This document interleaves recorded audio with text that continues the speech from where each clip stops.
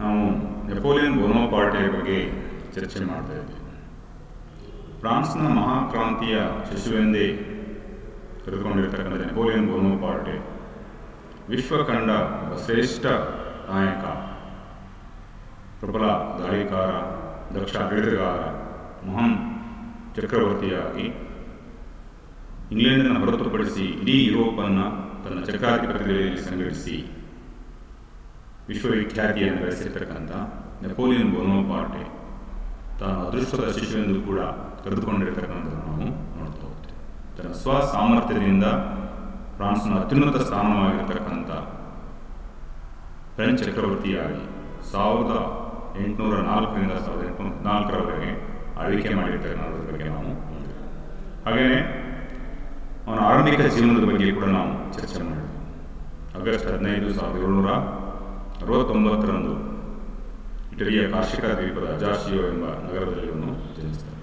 ಆದರೆ ಅವನು ಜನಿಸುವ ಕೆಲವೇ ತಿಂಗಳುಗಳ ಪೂರ್ವದಲ್ಲಿ ಈ ಕಾರ್ಷಿಕ ದ್ವೀಪವನ್ನು ಫ್ರಾನ್ಸ್ ವಶಪಡಿಸಿಕೊಳ್ಳುವುದರ ಮೂಲಕ, ಖರೀದಿಸುವುದರ ಮೂಲಕ ಫ್ರಾನ್ಸ್ ಪ್ರಜೆಯಾಗಿ ಅವನು ಫ್ರಾನ್ಸ್ನಲ್ಲಿ ಶಿಕ್ಷಣವನ್ನು ಪಡೆದುಕೊಂಡು ಅಲ್ಲಿಯೇ ತನ್ನ ವೃತ್ತಿ ಜೀವನವನ್ನು ಕೂಡ ಆರಂಭಿಸಿ ತನ್ನ ಭವಿಷ್ಯವನ್ನು ರೂಪಿಸಿಕೊಂಡಿರ್ತಕ್ಕಂಥದ್ದನ್ನು ನಾವು ನೋಡ್ತಾ ಹೋಗ್ತೀವಿ. ಈ ದಿನ ಮುಖ್ಯವಾಗಿ ನೆಪೋಲಿಯನ್ ಬೋನೋಪಾರ್ಟೆಯ ಆಡಳಿತ ಸುಧಾರಣೆಗಳು ಏನು ಅನ್ನೋದ್ರ ಬಗ್ಗೆ, ಅಥವಾ what are the contributions of the Napoleon Bonaparte towards the peoples of France ಅನ್ನೋದ್ರ ಬಗ್ಗೆ ನಾವು ನೋಡ್ತಾ ಹೋಗೋಣ. ಮುಖ್ಯವಾಗಿ ನೆಪೋಲಿಯನ್ ಬೋನೋಪಾರ್ಟೆ ಒಬ್ಬ ಶ್ರೇಷ್ಠ ಆಡಳಿತಗಾರನಾಗಿ, ಮಹಾನ್ ದಿಗ್ವಿಜಯಿಯಾಗಿ ಫ್ರಾನ್ಸ್ನ ಕೀರ್ತಿ ಮತ್ತು ಪ್ರತಿಷ್ಠೆಯನ್ನು ಅತ್ಯುನ್ನತ ಸ್ಥಾನಕ್ಕೆ ಕೊಂಡೊಯ್ದಿರತಕ್ಕಂಥದ್ದನ್ನು ನಾವು ನೋಡ್ತಾ ಹೋಗ್ತೀವಿ. ಅತ್ಯಂತ ಚಾಣಾಕ್ಷನಾಗಿರ್ತಕ್ಕಂಥ, ರಾಜನೀತಿ ನಿಪುಣನಾಗಿರ್ತಕ್ಕಂಥ ನೆಪೋಲಿಯನ್ ತನ್ನ ಏಳಿಗೆಗೆ ಅಗತ್ಯವಾಗಿರ್ತಕ್ಕಂಥ ಆಡಳಿತಾಧಿಕಾರವನ್ನು ಬಳಕೆ ಮಾಡಿಕೊಂಡು ಫ್ರೆಂಚ್ ಜನತೆಯ ವಿಶ್ವಾಸವನ್ನು ಗಳಿಸುವುದರ ಮೂಲಕ ಒಬ್ಬ ಶ್ರೇಷ್ಠ ಆಡಳಿತಗಾರನಾಗಿ ಕೂಡ ಇತಿಹಾಸದಲ್ಲಿ ಪ್ರಸಿದ್ಧಿಯನ್ನು ಪಡೆದುಕೊಂಡಿರತಕ್ಕಂಥ ನಾವು ನೋಡ್ತಾ ಹೋಗ್ತೀವಿ. ಇವನ ಆಡಳಿತ ಸುಧಾರಣೆಗಳಲ್ಲಿ ನಾವು ಮುಂದೆ ಚರ್ಚೆ ಮಾಡಿದಾಗೆ ಅವನು ಜಾರಿಗೊಳಿಸಿರ್ತಕ್ಕಂಥ ಧಾರ್ಮಿಕ ಒಪ್ಪಂದ, ಅಥವಾ ಅವನು ಮಾಡ್ಕೊಂಡಿರ್ತಕ್ಕಂಥ ಧಾರ್ಮಿಕ ಒಪ್ಪಂದ ಅಥವಾ ಕನ್ಕಾರ್ಡೆಂಟ್ ಒಪ್ಪಂದ ಅಂತ ಹೇಳ್ತೀವಿ. ಅನಂತರದಲ್ಲಿ ಆಡಳಿತಾತ್ಮಕ ಸುಧಾರಣೆಗಳು, ಸಂವಿಧಾನ ಸುಧಾರಣೆಗಳು, ನ್ಯಾಯಾಂಗ ಸುಧಾರಣೆಗಳು, ಶೈಕ್ಷಣಿಕ ಸುಧಾರಣೆಗಳು, ಆರ್ಥಿಕ ಸುಧಾರಣೆಗಳು, ರಿಸನ್ ಆಫ್ ಆನರ್, ಜೊತೆಗೆ ಸಾರ್ವಜನಿಕ ಕಾಮಗಾರಿಗಳು, ಇವು ಪ್ರಮುಖವಾಗಿ ಅವನ ಆಡಳಿತ ಸುಧಾರಣೆಗಳಲ್ಲಿ ಅತ್ಯಂತ ಪ್ರಮುಖವಾಗಿರ್ತಕ್ಕಂಥ ಅಂತೇಳಿ ನಾವು, ಅಥವಾ the reforms of the Napoleon ಅಂತೇಳಿ ನಾವು ಹೇಳ್ಬೋದು. Napoleon Bonaparte was a great conqueror and the able administrator. He laid a strong foundation of the French Empire during his short period. Due to his efficiency, there are many administrative reforms were introduced by the Napoleon Bonaparte. The most opportunist and diplomat, he always worked for the welfare of the people along with his dominance.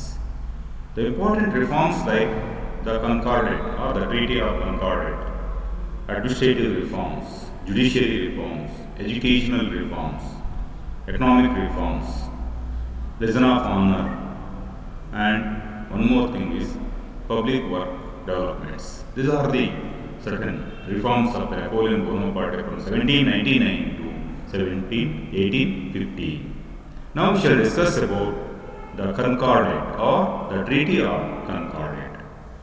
ಈ concordant ಒಪ್ಪಂದ ಏನು ಅನ್ನೋದನ್ನು ನಾವು ಇಲ್ಲಿ ನೋಡ್ತೇವೆ. ಇದು 1802ರಲ್ಲಿ Napoleon ಬೋನೋಪಾರ್ಟೆ Catholic ಧರ್ಮಗುರುವಾಗಿರ್ತಕ್ಕಂಥ ಪೋಪನೊಂದಿಗೆ ಮಾಡಿಕೊಂಡಿರ್ತಕ್ಕಂಥ ಒಂದು ಒಪ್ಪಂದ ಅಂತೇಳಿ ನಾವು ಹೇಳ್ತಾ ಹೋಗ್ತೀವಿ. ಕನ್ಕಾರ್ಡೆಂಟ್ ಒಪ್ಪಂದ ಅಂತೇಳಿ ಕರೀತಕ್ಕಂಥ ನಾವು ನೋಡ್ತಾ ಹೋಗ್ತೀವಿ. Napoleon did not believe in religion. ನೆಪೋಲಿಯನ್ಗೆ ನಿಜವಾಗ್ಲೂ ಕೂಡ ಧರ್ಮದಲ್ಲಿ ನಂಬಿಕೆ ಇರಲಿಲ್ಲ ಅವನಿಗೆ. But he knew that the spiritual forces controlled peasants and soldiers. ಆದರೆ ನನಗೆ ಒಂದು ನಂಬಿಕೆ ಇತ್ತು, ಒಂದು ನಿಗೂಢವಾಗಿರ್ತಕ್ಕಂಥ ಶಕ್ತಿ ಅಥವಾ ಆಧ್ಯಾತ್ಮಿಕ ಶಕ್ತಿ, ಸ್ಪಿರಿಚುವಲ್ ಪವರ್, ಆ ಫೋರ್ಸಸ್, ನಿಗೂಢವಾಗಿರ್ತಕ್ಕಂಥ ಒಂದು ಶಕ್ತಿ ಅಥವಾ ಆಧ್ಯಾತ್ಮಿಕ ಶಕ್ತಿ ರೈತರನ್ನ, ಸೈನಿಕರನ್ನ ನಿಯಂತ್ರಿಸುತ್ತದೆ ಎಂಬ ಅಭಿಪ್ರಾಯವನ್ನು ಅಥವಾ ನಂಬಿಕೆಯನ್ನು ಇರ್ತಕ್ಕಂಥದ್ದು ನಾವು ನೋಡ್ತಾ ಹೋಗ್ತೀವಿ. That's why the people must have a religion. and religion must be in the hands of government. That is the opinion of the decision of the Napoleon Bonaparte. ಹಾಗಾಗಿ ನಾವು ಏನು ಮಾಡ್ತಾರೆ ಅಂದರೆ, ಜನರು ಧರ್ಮದಲ್ಲಿ ನಂಬಿಕೆಯನ್ನು ಹೊಂದಬೇಕು, ಧರ್ಮ ಸರ್ಕಾರದ ನಿಯಂತ್ರಣದಲ್ಲಿ ಅಥವಾ ಸರ್ಕಾರದ ಅಧೀನದಲ್ಲಿ ಇರಬೇಕು ಅನ್ನೋ ಒಂದು ವಾದವನ್ನು ಮಂಡಿಸಿರ್ತಕ್ಕಂಥದ್ದು ನಾವು ನೋಡ್ತಾ ಹೋಗ್ತೀವಿ. ವಾಸ್ತವಿಕವಾಗಿ ಅವನು ಅಥೈಸ್ಟ್ ಅಂತ ಹೇಳ್ತಾನೆ, ಧರ್ಮದಲ್ಲಿ ಅವನಿಗೆ ನಂಬಿಕೆ ಇರಲಿಲ್ಲ. ಆದರೂ ಕೂಡ ಕೆಲವೊಂದು ನಿಗೂಢವಾದ ಶಕ್ತಿಗಳಲ್ಲಿ ಅವನು ನಂಬಿಕೆಯನ್ನು ಹೊಂದಿದ್ದ. ಅಂದರೆ ರೈತರನ್ನ, ಸೈನಿಕರನ್ನ ನಿಯಂತ್ರಿಸತಕ್ಕಂಥದ್ದು ಒಂದು ನಿಗೂಢವಾದ ಶಕ್ತಿ ಅಥವಾ ಗೋಚರವಾಗಿರ್ತಕ್ಕಂಥ ಶಕ್ತಿ, ಸ್ಪಿರಿಚುವಲ್ ಪವರ್ಸ್ ಅಥವಾ ಸ್ಪಿರಿಚುವಲ್ ಫೋರ್ಸ್ ಅಂತೇಳಿ ನಂಬಿರ್ತಕ್ಕಂಥ. ಜೊತೆಗೆ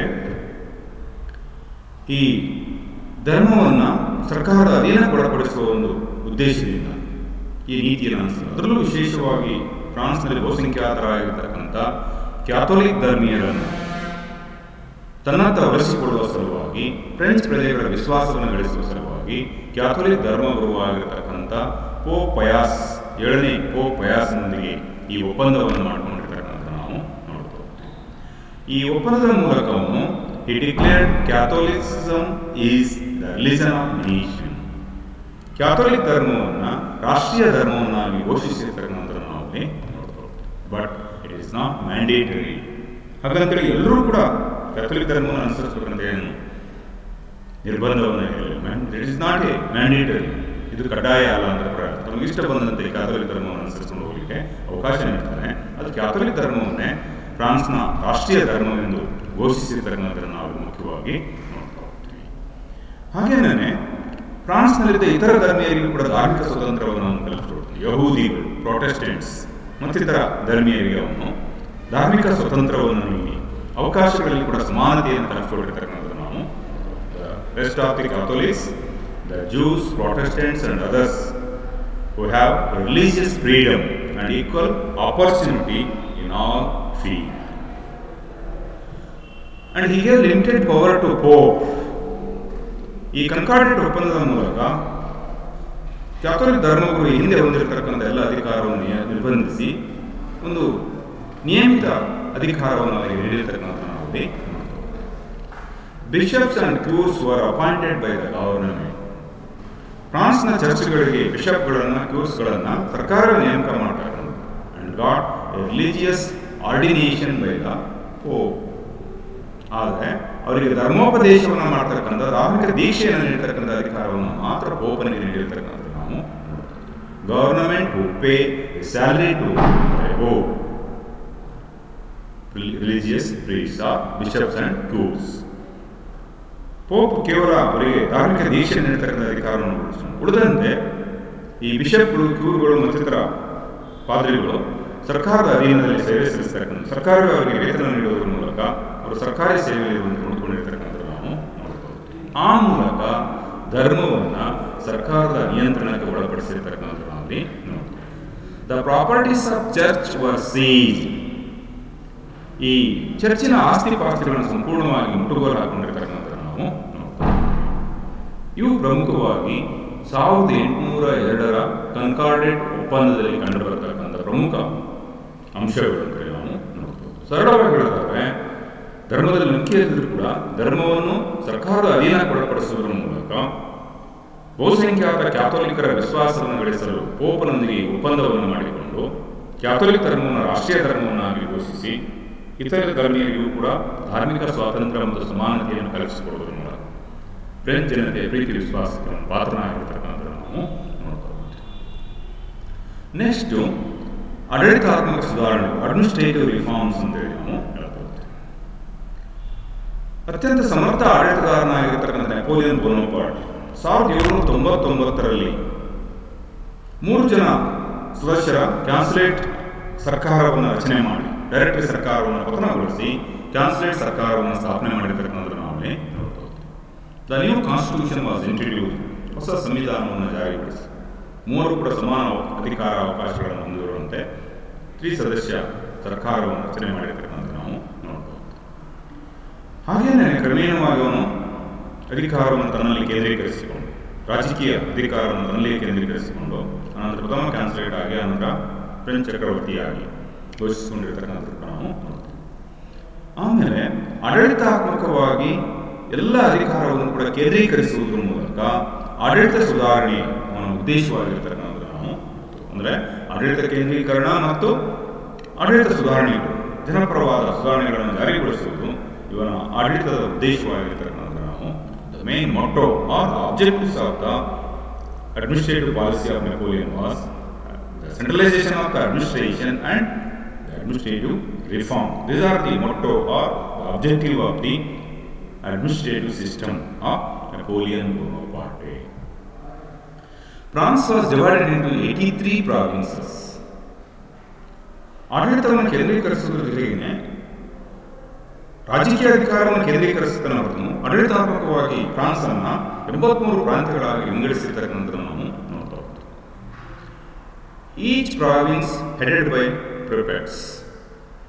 ಈ ಪ್ರಾಂತ್ಯಗಳ ಪ್ರಾಂತ್ಯಾಧಿಕಾರಿಗಳನ್ನು ಏನಂತ ಕರೆಯಲಾಗ್ತಂದ್ರೆ ಪ್ರಿಫೆಕ್ಟ್ಸ್ ಅಂತೇಳಿ ಕರೀತಕ್ಕಂಥದ್ದು ನಾವು ನೋಡ್ತಾ ಹೋಗ್ತೀವಿ. Again province were divided into arrondissements. ಈ ಪ್ರಾಂತ್ಯಗಳನ್ನು ಅನೇಕ ಅರೌಂಡೈಸ್ಮೆಂಟ್ಗಳಾಗಿ ವಿಭಾಗ ಮಾಡಿರ್ತಕ್ಕಂಥದ್ದನ್ನು ನಾವು ನೋಡ್ತಾ ಹೋಗ್ತೀವಿ. ಈ ಅರೌಂಡೈಸ್ಮೆಂಟ್ಗಳ ಮುಖ್ಯಸ್ಥನನ್ನ ಸಬ್ ಪ್ರಿಫೆಕ್ಟರ್ ಅಂತೇಳಿ ಕರೀತಕ್ಕಂಥದ್ದು ನಾವು ಅಥವಾ ಸಬ್ ಪ್ರಿಫೆಕ್ಟರ್ ಅಂತೇಳಿ ಕರೀತಕ್ಕಂಥದ್ದು ನಾವು ಅಲ್ಲಿ ನೋಡ್ತಾ ಹೋಗ್ತೀವಿ. ಪುನಃ ಈ ಅರೌಂಡೈಸ್ಮೆಂಟ್ಗಳನ್ನು ಕಮ್ಯೂನ್ಗಳಾಗಿ ವಿಂಗಡಿಸಿ ಕಮ್ಯೂನ್ಗಳ ಆಡಳಿತದ ಮುಖ್ಯಸ್ಥನನ್ನಾಗಿ ಮೇಯರ್ಗಳನ್ನು ನೇಮಕ ಮಾಡಿರ್ತಕ್ಕಂಥದ್ದು ನಾವು ನೋಡ್ತಾ ಹೋಗ್ತೀವಿ. ಹೇಗೆ ನಮ್ಮ ದೇಶದಲ್ಲಿ ರಾಜ್ಯಗಳು, ಜಿಲ್ಲೆಗಳು, ತಾಲೂಕುಗಳು ಅಂತ ವಿಭಾಗ ಮಾಡಿದ್ವು, ಅದೇ ರೀತಿ ನೆಪೋಲಿಯನ್ ಬೋನಪಾರ್ಟ್ ಫ್ರೆಂಚ್ ಸಾಮ್ರಾಜ್ಯವನ್ನು ಪ್ರಾಂತ್ಯಗಳು, ಅನಂತರದಲ್ಲಿ ಅರೌಂಡೈಸ್ಮೆಂಟ್ಗಳು, ಕಮ್ಯೂನ್ಗಳಾಗಿ ವಿಂಗಡಿಸಿ ಪ್ರತಿಯೊಂದು ಹಂತದಲ್ಲಿ ಕೂಡ ಏನು ಮಾಡ್ತಾರೆ ಅಂದರೆ ಆಡಳಿತಾಧಿಕಾರಿಗಳು ಪ್ರಿಫೆಕ್ಟರ್ಸ್, ಸಬ್ ಪ್ರಿಫೆಕ್ಟರ್ಸ್ ಆ್ಯಂಡ್ ಮೇಯರ್ಸ್ ಎಂಬ ಅಧಿಕಾರಿಗಳನ್ನು ನೇಮಕ ಮಾಡಿರ್ತಕ್ಕಂಥದ್ದು. Both var appointed by Napoleon. ಈ ಹಿಂದೆ ರಾಷ್ಟ್ರೀಯ ಸರ್ಕಾರವನ್ನು ಚುನಾವಣೆ ಮೂಲಕ ಆಯ್ಕೆ ಮಾಡತಕ್ಕಂಥ ಪದ್ಧತಿಯನ್ನು ಜಾರಿಗೊಳಿಸುತ್ತೆ. ಅದರ ರಾಜಕೀಯ ಸ್ವಾತಂತ್ರ್ಯವನ್ನು ತನ್ನಲ್ಲೇ ಕೇಂದ್ರೀಕರಿಸಿಕೊಂಡಿರ್ತಕ್ಕಂಥ ನೆಪೋಲಿಯನ್ ಈ ಎಲ್ಲ ಪ್ರಾಂತೀಯ ಆಡಳಿತ ಮುಖ್ಯಸ್ಥರನ್ನು ಅಥವಾ ಆಡಳಿತಾಧಿಕಾರಿಗಳನ್ನು ಸ್ವತಃ ತಾನೇ ನೇಮಕ ಮಾಡ್ತಕ್ಕಂಥ, ಅಂದರೆ ನೇಮಕ ಮಾಡುವ ಉದ್ದೇಶ ಏನಂದರೆ ಅತ್ಯಂತ ಸಮರ್ಥ, ದಕ್ಷ ಮತ್ತು ಪ್ರಾಮಾಣಿಕ ವ್ಯಕ್ತಿಗಳನ್ನು ವಿವಿಧ ಹುದ್ದೆಗಳಿಗೆ ನೇಮಕ ಮಾಡುವುದರ ಮೂಲಕ ಆಡಳಿತ ಸುಧಾರಣೆಗಳನ್ನು ಜಾರಿಗೊಳಿಸುವಿಕೆ ಕ್ರಮಗಳನ್ನು ಕೈಗೊಂಡಿರ್ತಕ್ಕಂಥ ನಾವು ಮುಖ್ಯವಾಗಿ ನೋಡ್ತಾ ಹೋಗ್ತೀವಿ. These are the certain administrative reforms of the Napoleon Bonaparte. Next, we shall discuss about judiciary reforms or Code of Napoleon. ನ್ಯಾಯಾಂಗ ಸುಧಾರಣೆಗಳು ಅಥವಾ ನೆಪೋಲಿಯನ್ ಕೋಡ್ಗಳು ಅಥವಾ ಕಾನೂನು ಸಮಿತಿಗಳು, ನೆಪೋಲಿಯನ್ನ ಕಾನೂನು ಸಮಿತಿಗಳು ಅಂತೇಳಿ ನಾವು ಕರೀತಾ ಹೋಗ್ತೀವಿ. ನೆಪೋಲಿಯನ್ ಬೋನಪಾರ್ಟೆಯ ಸಾಧನೆಗಳಲ್ಲಿ ಅವನ ಈ ಕಾನೂನು ಸಮಿತಿಗಳು ಅತ್ಯಂತ ಮಹತ್ವಪೂರ್ಣವಾಗಿರತಕ್ಕಂಥದ್ದು ನಾವು the most important contributions of the Napoleon was the Code Napoleon. Even he himself, he told that the greatness of him was not in the great victory of the party wars in Europe, but it is in the Code Napoleon.